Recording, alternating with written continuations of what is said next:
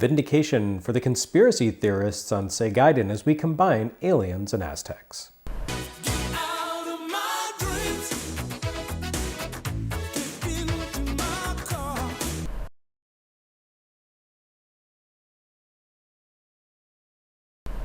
I try not to lean too hard on the NES versus Master System shtick, but sometimes you just can't help but notice the common similarities and parallels between the two systems' release schedules. That certainly holds true of Alien Syndrome at the beginning of 1988. Arriving in the US in March 1988, Alien Syndrome absolutely begs to be held up in comparison to a February 1988 release for NES. Yes, I'm talking about Gunsmoke. No, just kidding. Despite being top-down shooters, those two games couldn't be more different. Obviously, I mean none other than Konami's Contra. Or Probotector, if you're nasty, but please do not probe my tect. Although Alien Syndrome and Contra express their concepts differently, both of them draw inspiration from a common source, namely the film Aliens. The sequel to 1979's Alien, 1986's film, did more than just add a plural form to the first movie's title. Aliens took a claustrophobic horror film set almost entirely in a spaceborne freighter and expanded it into a boisterous action film. The original movie told the tale of a small crew of space truckers as they tried and failed to survive against a single alien life form after accidentally bringing it on board. The sequel expanded the cast to encompass a massive crew of space marines, corporate executives, and the odd civilian survivor, while multiplying the alien threat as the title indicated. Not a single xenomorph, but rather an entire host of the things. Swarms. Dozens. Director James Cameron, taking over for Alien director Ridley Scott, drizzled the movie with his trademark understanding of mass appeal. Punchy dialogue, paper-thin yet memorable characters, creative action sequences, shifting tides of fortune. Aliens had it all. And for whatever reason, the Japanese games industry loved it. I mean, lots of people love Aliens, but beginning in 1987, Aliens arguably became a more pervasive fixture of Japanese arcade and console and computer games than even mainstays like Star Wars or Gundam. Now, I'm not talking about licensed games here. I'm talking about derivative works, games with concepts or aesthetics inspired by Aliens. And specifically what I mean here is the H.R. Giger-designed Aliens themselves, with their strange biomechanical appearance and vague and sometimes not so vague resemblance to genitalia.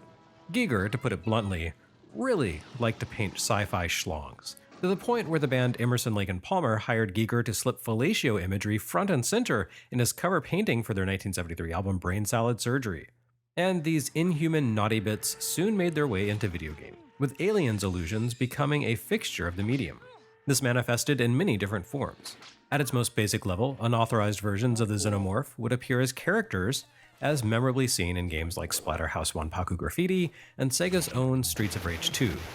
More often, though, game stage design began to reflect the ribbed, organic, biomechanical look of the movie Aliens' bodies and nests. By 1987, games had already settled on a fairly standard array of world and stage design biomes: ice, beach, underwater, desert, jungle, city, prairie, mountains, and so forth. With the arrival of Aliens, games suddenly had an entirely new environmental format: living alien flesh.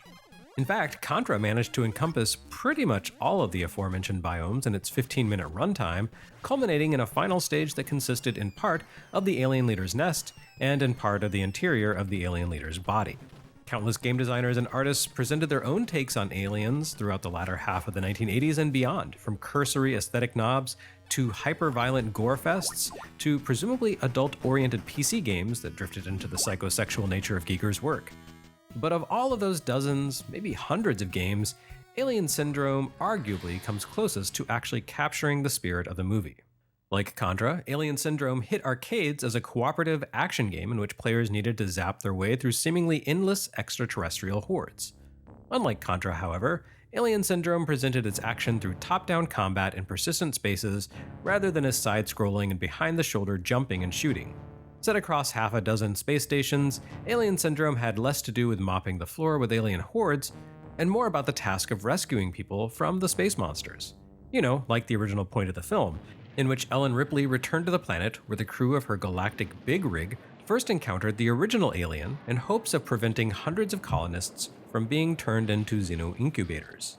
Alien Syndrome allowed players to control either Ricky or Mary, possibly the same Mary as in Quartet, as they navigated the interior of each space station, gunning down aliens with 8-way fire, collecting better weapons to use against the enemy, including a Ripley-style flamethrower, and liberating captive comrades.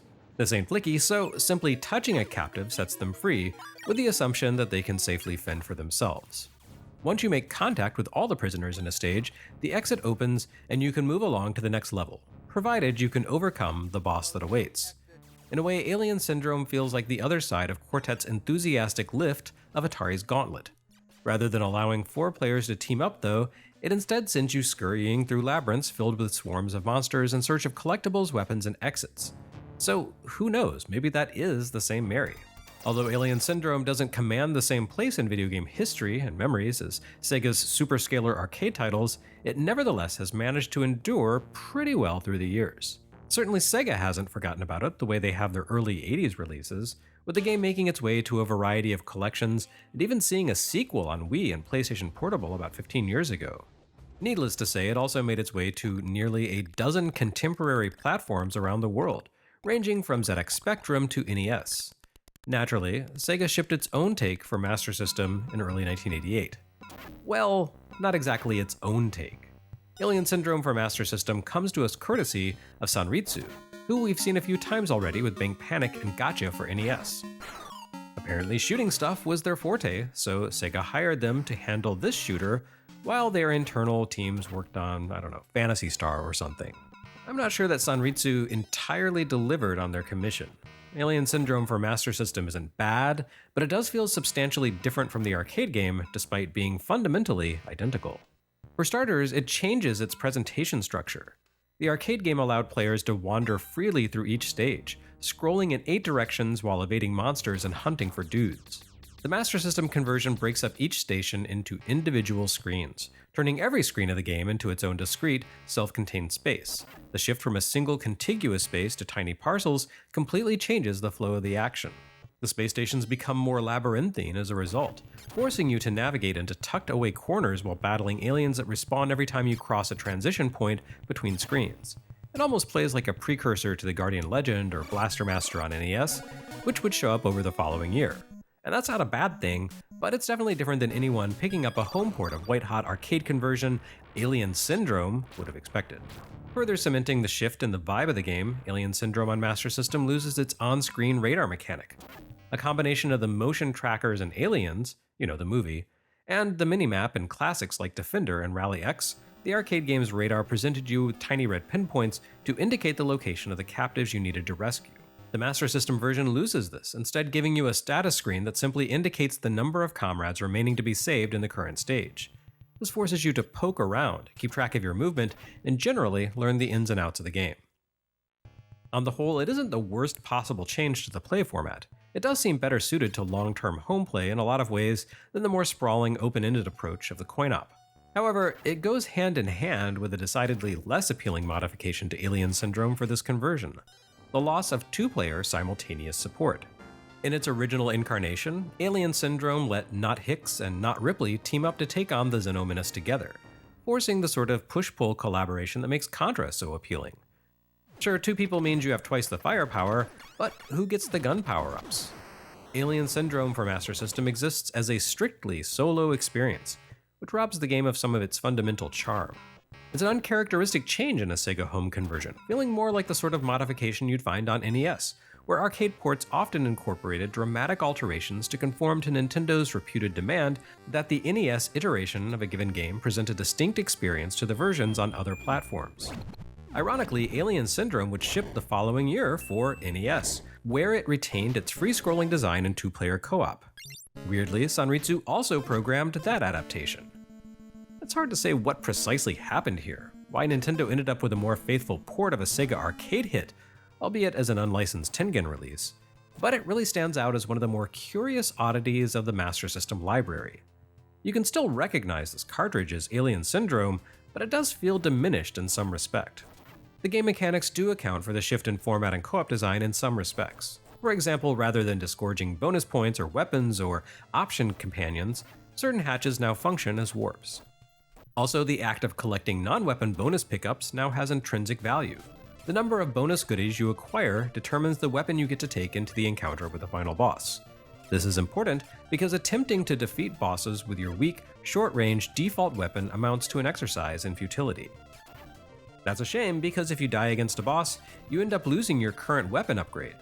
This renders most boss battles almost entirely unwinnable, and means that losing to a boss effectively amounts to a game over. Wow, I guess Sunsoft really was taking notes when they made Blaster Master. Also this episode, another top-down action game that's almost, but not quite good. Unlike Alien Syndrome, Aztec Adventure did not get its start in the arcades. Yet, the two games actually share a lot in common, mostly faults. In this case, the calculus of failure for Aztec Adventure is actually quite simple. Your little adventurer dude has the most pathetic weapon range I think I've ever seen in an action game. Imagine Ys, which is coming to Master System in due time, but with Adol's sword only capable of striking at a weird, oblique angle and requiring you to perfectly time your strike. Like Lagoon for Super NES, but infinitely worse somehow. In Aztec Adventure, you play as a little guy who decides to go exploring in the jungles and deserts of Mexico, I assume? In Japan, Aztec Adventure was called Nazca 88, which means it should take place in Peru, but I suppose one yellow filtered desertscape was the same as any other to the localizers.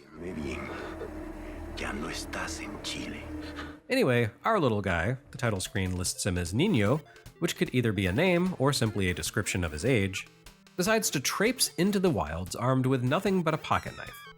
Foolhardy, but a young Niño like that clearly doesn't have the maturity to make good life choices. The jungles of Mexico or Peru or whatever span multiple stages where large bosses lurk, and Niño needs to kill the bosses in order to open the door to the next stage and advance to an even more unreasonably difficult challenge. If this sounds a lot like Alien Syndrome, well, it is actually pretty similar. Except Aztec Adventure has scrolling on Master System. But both games pit you against bosses that are almost impossible to defeat with your default weapon.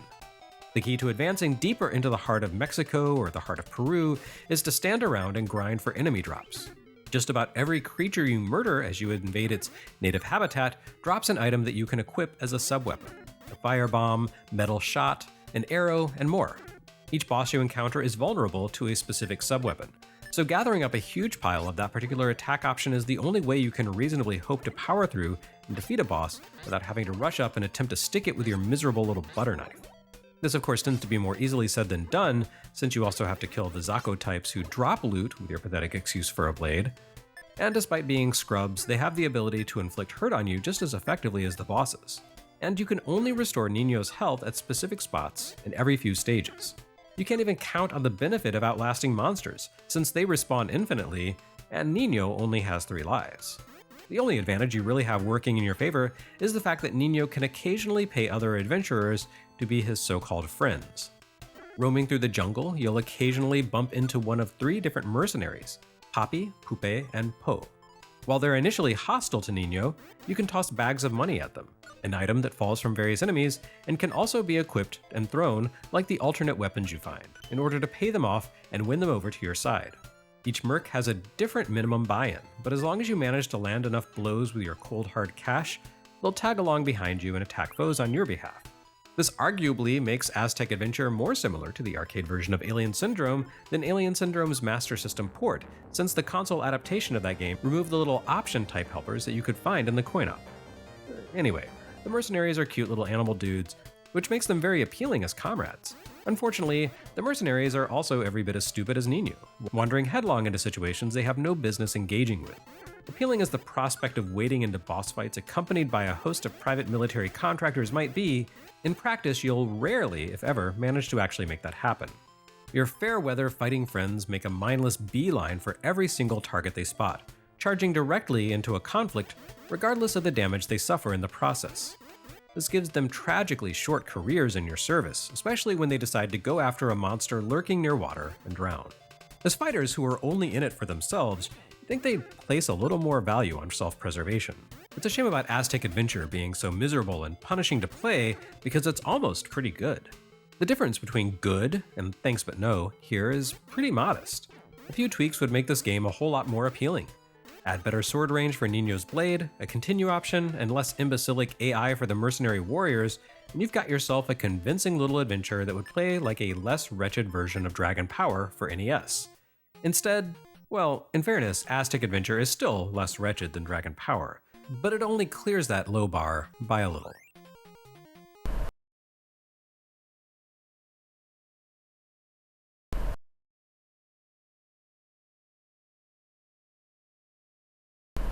Next time on Segaiden, I'm so tired of all these Star Wars.